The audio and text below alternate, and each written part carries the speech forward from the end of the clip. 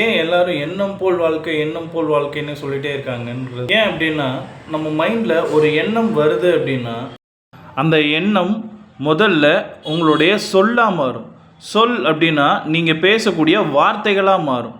அந்த வார்த்தைகள் என்ன செய்யும் அப்படின்னா சொல் செயலாக மாறும். நீங்கள் பேசக்கூடிய வார்த்தை, அதாவது நான் இதை செஞ்சிருவேன், என்னால் அதை செஞ்சு முடிக்க முடியும் அப்படின்னு நீங்கள் பாசிட்டிவாக பேசும்போது அந்த பாசிட்டிவான வேர்ட்ஸ் உங்களுடைய ஆக்ஷன் எடுக்க வைக்கும். அது உங்களை செயல்பட வைக்கும்.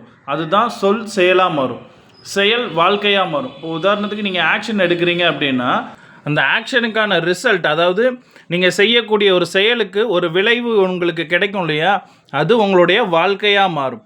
இதுதான் எண்ணம் சொல் செயல்.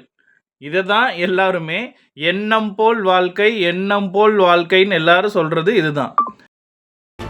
எண்ணம் போல் வாழ்க்கை அப்படின்னு சொல்லுவாங்க. ஒருத்தன் மனசு எப்படியோ அந்த மாதிரி தான் அவனுக்கு வாழ்க்கை அமையும்.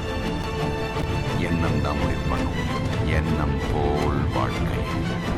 சார் கேட்டதில்ல, எண்ணம் போல் வாழ்க்கை எண்ணம் போல் தான் வாழ்க்கை.